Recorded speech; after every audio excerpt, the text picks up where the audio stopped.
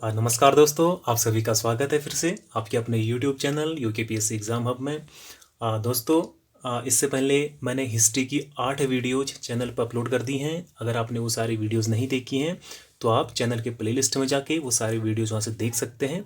मैं link description में दे दूँगा। साथियों, इससे पहले हमने मगध का उत्कर्ष पढ़ा था। इससे प्रीवियस वीडियो में उसमें हमने जो मगध महाजनपद था उसके बारे में पढ़ा था। आपको पता होगा कि मगध जो महाजनपद था वो 16 महाजनपदों में से सबसे शक्तिशाली महाजनपद था। और इसके शक्तिशाली होने का कारण और इसके बारे में हमें जो प्रमाण मिलते हैं, ये सारी जो बातें हैं ये हमने प्रीवियस वीडियो में हमने डिस्कस की हुई हैं।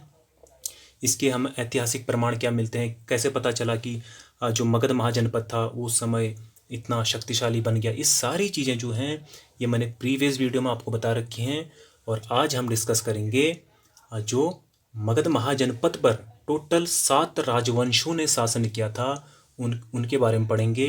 उस सीरीज़ को हम आगे बढ़ा रहे हैं कि जो 7 राजवंश इस मगध महाजनपद पर राज करने वाले थे, इन सब के बारे में पढ़ेंगे। सबसे पहले आपको बताना चाहता हूँ कि जो हर्यक वंश था इसने सबसे पहले मगध महाजनपद पर शासन किया। उसके बाद शिशुनाग वंश ने किया, उसके बाद नंद वंश आया, उसके बाद मौर्य वंश आया, उसके बाद शुंग वंश आया, उसके बाद कण्व वंश आया, फिर उसके बाद जो अंतिम जो वंश था वो था सातवाहन वंश। साथियों, ये 7 जो राजवंश थे, इन सभी ने मगध महाजनपद पर क्या किया था, अपना शासन किया था।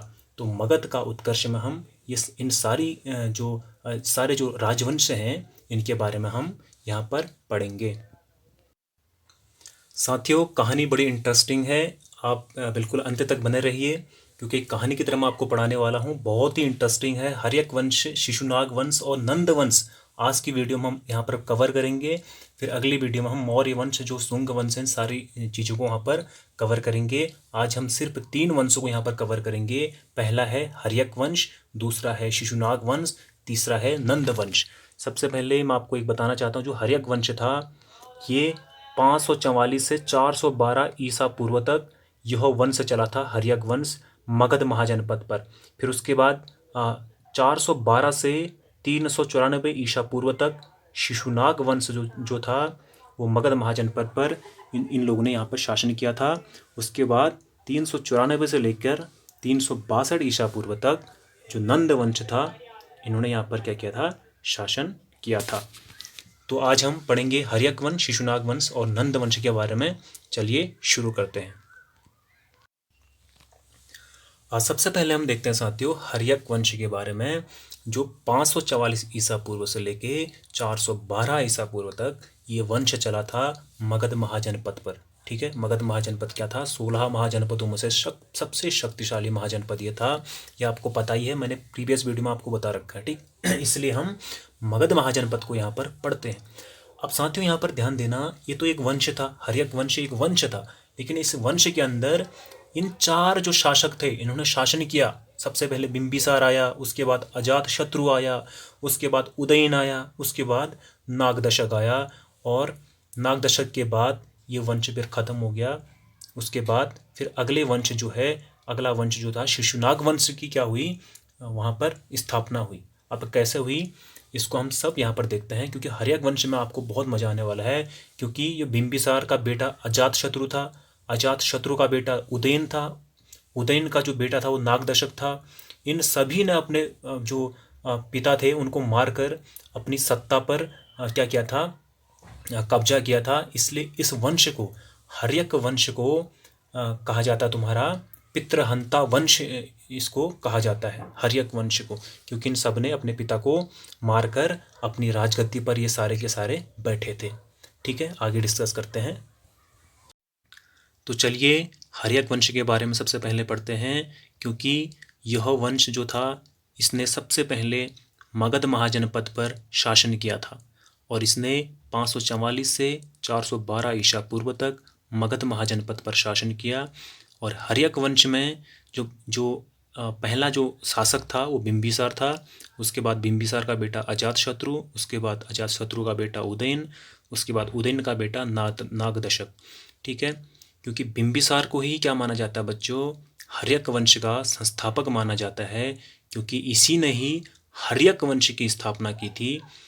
और इसका जो इसने कब से कब तक इस पर शासन किया, 544 ईसा पूर्व से लेके 492 ईसा पूर्व तक इसने मगध महाजनपद पर शासन किया, सबसे पहले शासन किया। तो देख लेते हैं, आपको पता ही है हर्यक वंश का संस्थापक बिंबिसार को ही माना जाता है, याद रखना। और सबसे पहले ये एक बात ये ध्यान देना, जो मगध महाजनपद की जो प्रारंभिक जो राजधानी थी बच्चों, वो गिरिब्रिज थी। कहाँ थी? गिरिब्रिज। लेकिन बाद में बिंबिसार ने इस राजधानी को शिफ्ट करके राजगृह में अपनी राजधानी बना दिया। किसने? बिंबिसार ने। पहले कहाँ थी? गिरिब्रिज, बाद में इसने राजगृह को अपना राजधानी इसने बना दिया था।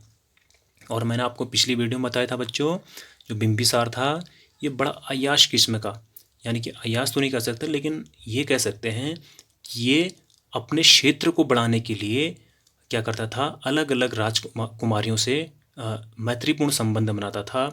उसके बाद उनसे शादी करता था, और शादी के बाद जो दहेज में इसको जो क्षेत्र मिलता था, जो भूमि मिलती थी, ये उसको अपने साम्राज्य में मिला लेता था और अपने साम्राज्य को क्या करता था, बड़ा करता था, यानी कि अपने साम्राज्य का विस्तार करता था, क्योंकि जो साम्राज्य का जो क्षेत्रीय विस्तार था उसको ये बढ़ाता था। ठीक, सबसे पहले हम अब पढ़ेंगे बिंबिसार के बारे में। ठीक, बिंबिसार ने 3 विवाह किए थे, मैंने आपको बताया था। पहला विवाह इसने कौशल राज की पुत्री प्रसेनजीत की बहन महाकौशल देवी से इसने पहली शादी की, और इस विवाह से इन्हें दहेज में काशी प्रांत प्राप्त हुआ। अब काशी प्रांत आपको पता ही है, जो काशी महाजनपद है ना, उसको इसने क्या किया था, सबसे पहले पहले विवाह से इसने काशी जो महाजनपद था उसको भी इसने मगध महाजनपद में मिला लिया, क्योंकि इसने पहली शादी किससे की? महाकौशल देवी से। ये राजकुमारी हुआ करती थी, तो इसने फिर क्या किया, जो काशी महाजनपद था उसको भी इसने अपने महाजनपद यानी कि मगध महाजनपद में इसने मिला लिया, पहली शादी की उसमें। ठीक, और इसने दूसरा विवाह चेलना या छलना जिसको कहते हैं, इससे किया। और यह कौन थी? वैशाली की लिच्छवी राजकुमारी थी। बच्चों, वैशाली आपने देखा होगा, जो 16 महाजनपदों में से एक महाजनपद है वज्जी। वज्जी की जो राजधानी है वह है वैशाली, यानी कि इसने वैशाली की राजकुमारी जो थी, लिच्छवी राजकुमारी जो थी चेलना, उससे इसने दूसरा विवाह किया। और क्या कहते हैं, वहाँ से जो दहेज के रूप में इसको क्षेत्र मिला, इसने अपने महाजनपद में यानी कि मगध में इसको मिला लिया और अपने क्षेत्रीय विस्तार को बढ़ा लिया। ठीक, तीसरा विवाह जो किया बच्चों इसने, वो शेमा पंजाब की मद्र कुल की राजकुमारी से इसने तीसरा विवाह किया बिंबिसार ने। ठीक, वहाँ से भी इसको कुछ भूमि मिला होगा दहेज के रूप में, उसको भी इसने अपने साम्राज्य में मिला लिया। ठीक, आगे देखते हैं। बिंबिसार ने अपने शासनकाल में अंग महाजनपद को जीता। अब बच्चों, अंग जो महाजनपद है इसको भी इसने अपने शासनकाल में जीत लिया और अपने राज्य में मिला लिया बिंबिसार ने। और वहाँ का जो सेनापति है, अपने पुत्र किसको बना दिया? अजातशत्रु को इसने अंग जो महाजनपद को जीतकर अपने राज्य में ला लिया, और जो सेनापति अपने पुत्र को बना दिया इसने, अजातशत्रु जो इसका पुत्र था, इसको इसने अपने वहाँ का सेनापति बना दिया। लेकिन यहाँ पर एक बात याद रखना, इसके पुत्र ने इसको कहा था कि मैं भी राजगद्दी पर बैठना चाहता हूँ पिताजी, मेरी भी कुछ महत्वाकांक्षाएं हैं, मैं भी अपने राज्य के लिए कुछ करना चाहता हूँ, मेरी भी कुछ इच्छाएं हैं। तो इसके पिता ने इसको मना कर दिया, यानी कि बिंबिसार ने अपने पुत्र अजातशत्रु को मना कर दिया कि तुम राजगद्दी पर नहीं बैठ सकते।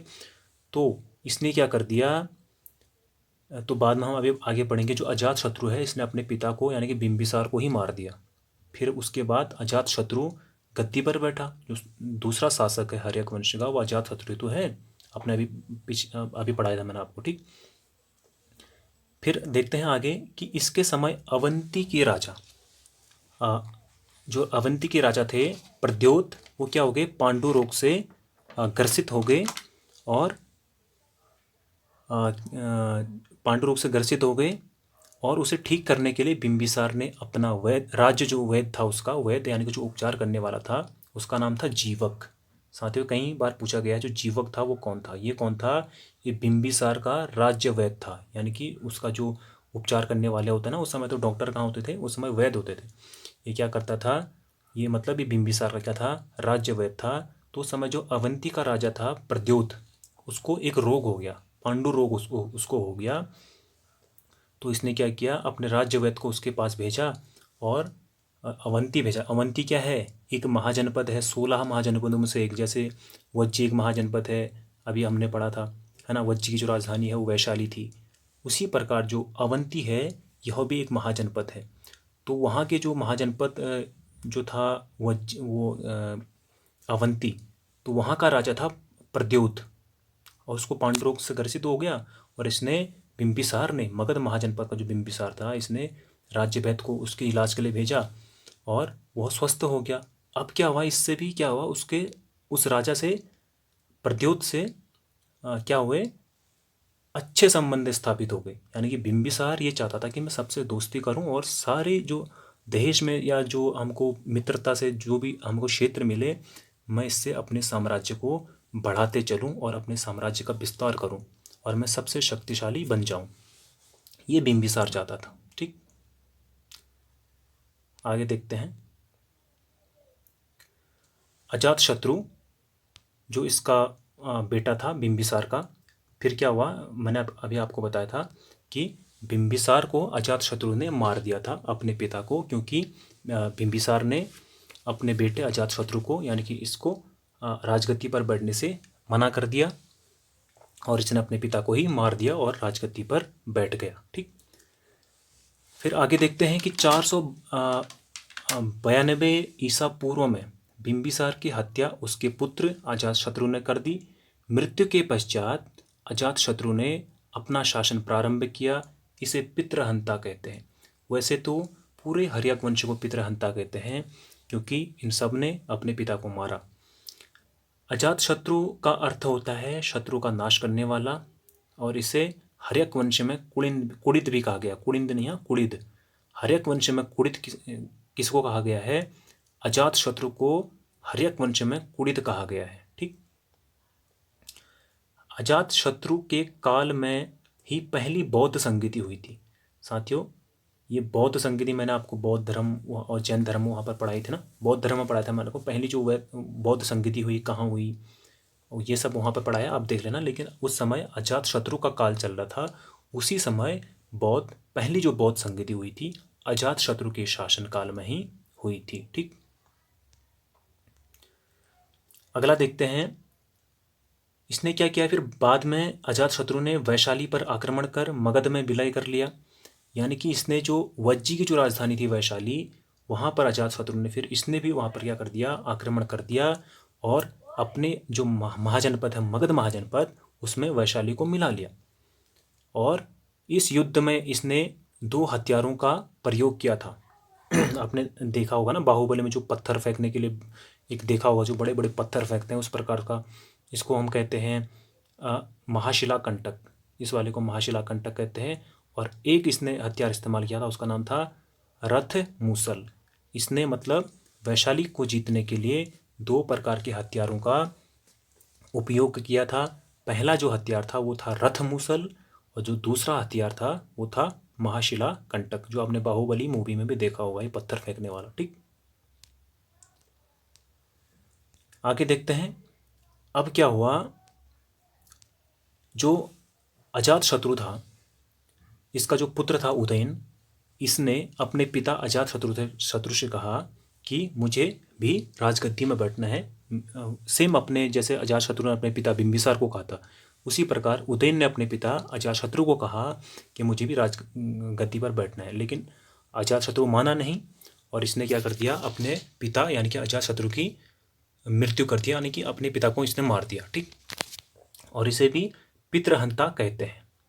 ठीक है, और इसने गंगा एवं सोन नदी के संगम के पास पाटलिपुत्र शहर की स्थापना की, जो आज के समय में पटना, जो बिहार की राजधानी है, वो वाला एरिया है।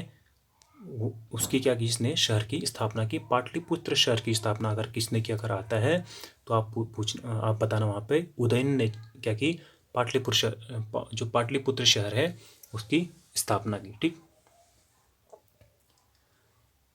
तथा राजगृह से राजधानी बदलकर पाटलिपुत्र बनाया।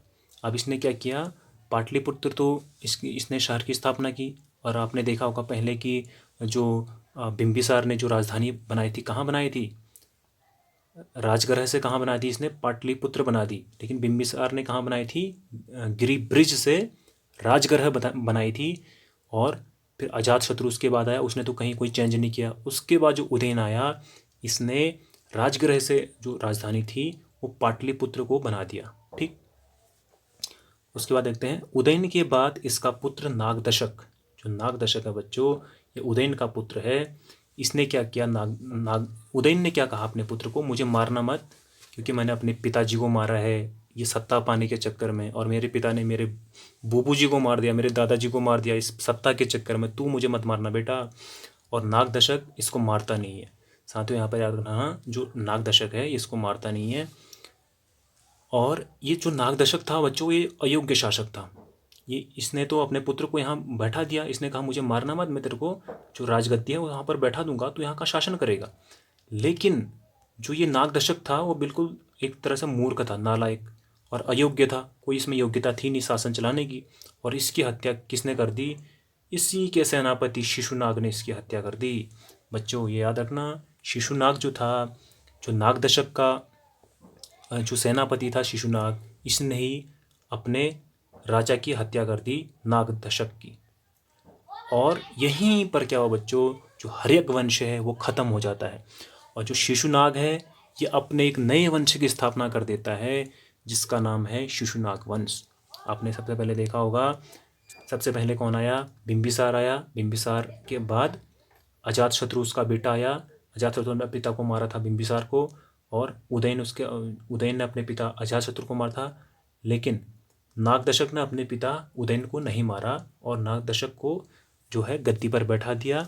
लेकिन ये एक अयोग्य शासक था, इसलिए इसी के जो सेनापति थे शिशुनाग ने इसको मार दिया। और यहीं पर क्या कहते हैं, हर्यक वंश का क्या हो गया, यहाँ पर समापन हो गया, मतलब वो हर्यक वंश खत्म हो गया। फिर शिशुनाग ने क्या किया, नए वंश की स्थापना कर दी, जिसका नाम था शिशुनाग वंश। अब देखते हैं बच्चों, जो शिशुनाग वंश था ये 412 से 394 ईसा पूर्व तक ये वंश चला। और इस वंश के संस्थापक खुद शिशुनाग थे, क्योंकि इसने क्या कहते हैं, किसको मारा था, नागदशक को मारा था ना, हर्यक वंश का। और इसने अपना नई जो है स्थापना कर दी नए वंश की, शिशुनाग ने। अब इसके संस्थापक शिशुनाग ही थे। और बच्चों इसने क्या किया, इसने अपनी राजधानी किसको बना दी, वैशाली को अपनी राजधानी बना दी। बच्चों देखो कितना चेंज हो गया, पहले राजधानी कहाँ थी, राजगृह से गिरिब्रिज आई, गिरिब्रिज से उसके बाद क्या कहते हैं पाटलिपुत्र आई, फिर अब यहाँ पर क्या आ गई, वैशाली में इसकी राजधानी इसने चेंज कर दिया।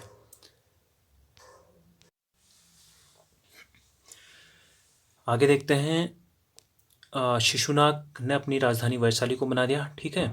और काला जो शोक था, काला शोक के समय क्या हुआ था, द्वितीय बौद्ध संगति हुई थी। बच्चों याद रखना, पहली बौद्ध संगति किसके समय हुई थी, अजातशत्रु के समय, अभी मैंने आपको बताया था ना। और जो द्वितीय बौद्ध संगति हुई वो कालाशोक के समय हुई थी, ठीक है बच्चों। शिशुनाग के बाद कौन आया था, कालाशोक आया था शासक, और इसी के समय क्या हुआ था, द्वितीय बौद्ध संगति हुई थी। और जो अंतिम जो शिशुनाग वंश का शासक आया वो उसका नाम था नंदीवर्मन, ठीक है। और इसकी हत्या किसने कर दी, महापद्मानंद ने इसकी हत्या कर दी। और यहीं पर शिशुनाग वंश भी खत्म हो गया। देखो ये सब बिल्कुल हत्याएं करते जा रहे हैं, हर्यक वंश में हत्याएं करते जा रहे हैं। शिशुनाग वंश में जो अंतिम शासक था शिशुनाग वंश का नंदीवर्मन, इसकी हत्या भी पद्मानंद जी ने कर दी कि तू भी जा, ठीक। अब यहीं पर क्या हुआ, शिशुनाग वंश की जो है वहाँ यहीं पर ख़त्म हो गया, ठीक। आगे देखते हैं, यहाँ पर देखो बच्चों, अब शिशुनाग वंश भी ख़त्म हो गया है। अब 344 से 326 ईसा पूर्व तक का जो काल है, फिर उसके बाद नंद वंश की स्थापना हुई। बच्चों महापद्मानंद ने उसको मार दिया, किसको, नंदीवर्मन को मार दिया, जो शिशुनाग वंश का अंतिम शासक था। अब महापद्मानंद जी ने यहाँ पर क्या कर दिया, नए वंश की स्थापना कर दी। जिस प्रकार आपने देखा हुआ ना, शिशुनाग वंश में शिशुनाग ने अपने नए वंश की स्थापना की, और किसको मारकर, जो उदयन का बेटा था नागदशक को मारकर नए वंश की स्थापना कर दी ना। नागदशक का जो सेनापति था शिशुनाग था, उसने अपने राजा को नागदशक को मारकर शिशुनाग वंश की स्थापना की। उसी प्रकार यहाँ पर जो शिशुनाग वंश का जो अंतिम शासक था नंदीवर्मन को किसने मारा? महापद्मानंद ने। और इसको मार के अपने एक नए वंश की स्थापना कर दी महापद्मानंद ने। उस नए जो वंश का नाम था वो क्या था? नंद वंश। ठीक।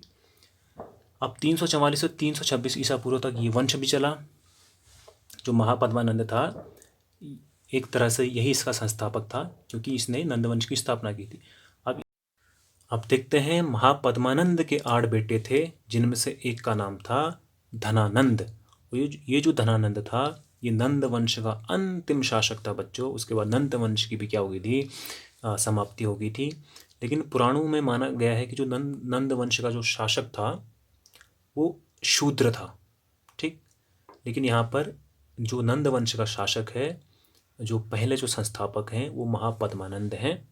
ठीक है, महापद्मानंद है। और इसका बेटा कौन था? धनानंद। और ये क्या था? नंद वंश का अंतिम शासक था। ठीक। आगे देखते हैं, इस वंश का सबसे शक्तिशाली शासक महापद्मानंद था। इसको सांसद हो गया, इसको हटा दे, इसको शासक करना। ठीक। इस वंश का सबसे जो शक्तिशाली जो शासक था वो कौन था? महापद्मानंद था। इसने अनेक क्षत्रिय राजाओं को जीतकर अपने राज्य में सम्मिलित कर लिया। अनेक जो क्षत्रिय राजा हुआ करते थे उस समय, इसने क्या कर लिया? उन सबको जीता और अपने राज्य में मिला लिया। ठीक। महापद्मानंद को सर्वक्ष त्रांतक की उपाधि इसको मिली है।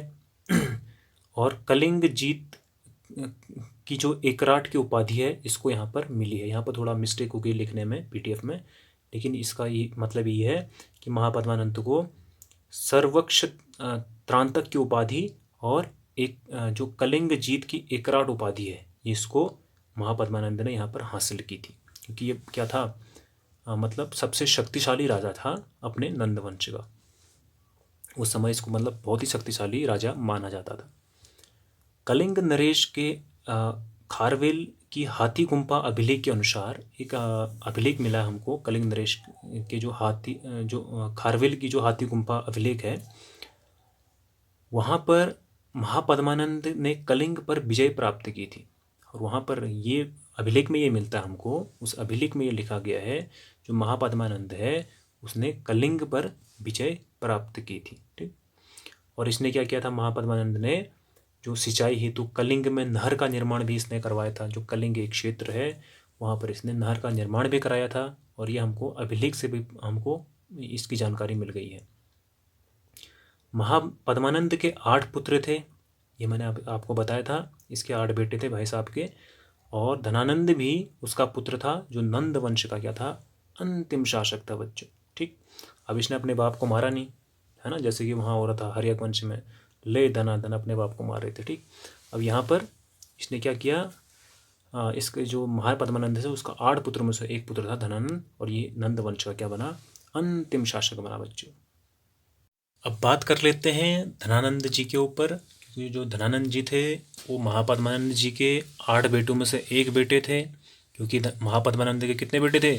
8 बेटे थे ना, और उन्हीं में से एक थे धनानंद। और नंद वंश का जो अंतिम शासक था वो यही धनानंद था। और इसने 326 ईसा पूर्व से लेकर 322 ईसा पूर्व तक नंद वंश पर शासन किया। मात्र 4 साल इसने नंद वंश पर शासन किया। ठीक। इसके बारे में थोड़ा देख लेते हैं। नंद वंश का अंतिम जो शासक और संस्थापक था वो कौन था? कौन था? धनानंद था। ठीक है, ये बहुत ही क्रूर शासक था, ये भी क्रूर शासक था। सिकंदर के समकालीन था, मतलब उस समय जो सिकंदर था उस समय सिकंदर का भी राज चल रहा होगा। ठीक है, समकालीन का मतलब साथ साथ, है ना, मतलब यहाँ मेरा राज चल रहा है तो वहाँ तेरा राज चल रहा है, ये वाली बात है। ठीक। इसी के समय 326 ईसा पूर्व में मैसिडोनिया के शासक सिकंदर, अब इसी के समय कह रहा है ना 326 में, देखो ऊपर भी देखो 326 में धनानंद भी यहाँ चल रहा है नंदवंश में। और मैसिडोनिया में जो शासक है सिकंदर, उसने क्या कर दिया? पश्चिमोत्तर भारत पर आक्रमण कर दिया। यानी कि पश्चिम उत्तर का जो हमारा भारत है वहाँ पर इसने आक्रमण कर दिया सिकंदर ने। कब? 326 ईसा पूर्व में, जब धनानंद क्या था? नंद वंश का शासक था, नंद वंश पर शासन कर रहा था। उसी समय क्या हुआ? सिकंदर ने क्या कर दिया? पश्चिमोत्तर भारत पर आक्रमण कर दिया। और ये सिकंदर कौन था? उस समय मैसिडोनिया का शासक था। अगला पॉइंट देखते हैं। इसने चाणक्य का अपमान करके दरबार से बाहर निकाल दिया, जिस कारण चाणक्य ने अपने प्रिय शिष्य चंद्रगुप्त मौर्य के सहयोग से धनानंद पर आक्रमण किया और उसे पराजित कर दिया। और उसके बाद जो चंद्रगुप्त मौर्य हैं, इसने क्या कर दिया? मौर्य वंश की स्थापना कर दी। अब यहाँ पर ये देखना बच्चों, जो धनानंद था, इसने सबसे पहले तो चाणक्य का अपमान करके अपने दरबार से बाहर निकाल दिया। और उसके बाद चाणक्य ने कहा तुम रुको। उसने क्या कहा? अपने जो उसके प्रिय शिष्य थे चंद्रगुप्त मौर्य, उनका सहयोग लिया और धनानंद भाई साहब को हरा दिया। ठीक, यानी कि उनके साथ युद्ध हुआ और धनानंद भाई साहब को इसने हरा दिया। और हमारे जो चंद्रगुप्त मौर्य थे, इन्होंने क्या किया? फिर मौर्य वंश की यहाँ पर स्थापना की। क्योंकि इससे पहले हमने हर्यक वंश पढ़ा, फिर शिशुनाग पढ़ा, फिर उसके बाद हमने नंद वंश पढ़ा। अब नंद वंश का जो अंतिम शासक था धनानंद, इसको इसने पराजित कर दिया। किसने? चंद्रगुप्त मौर्य ने। किसके साथ मिलकर? चाणक्य के साथ मिलकर इसने चंद्रगुप्त मौर्य, इन दोनों ने किसको पराजित कर दिया? धनानंद को पराजित कर दिया। और यहीं पर जो नंद वंश है, इसकी समाप्ति हो जाती है। ये नंद वंश यहीं पर ख़त्म हो जाता है और यहाँ से शुरू होती है फिर मौर्य वंश की कहानी, और उसको हम फिर नेक्स्ट वीडियो में देखेंगे। ठीक साथियों, ये थी आज की क्लास। और अगर आपको ये वीडियो पसंद आती है तो प्लीज़ आप लाइक कर दीजिएगा, क्योंकि हमारा भी हौसला बढ़ता है। काफ़ी मेहनत लगती है वीडियो को बनाने में, काफ़ी मेहनत लगती है इस PDF को तैयार करने में। अगर आपको ये वीडियो पसंद आती है तो अगर आप अपने जो व्हाट्सएप फैमिली है उसके साथ भी शेयर कर सकते हैं और चैनल को ज़रूर सब्सक्राइब कर सकते हैं। तब तक के लिए अपना ख्याल रखिए, अपना ध्यान रखिए। मिलते हैं अगली वीडियो में। धन्यवाद।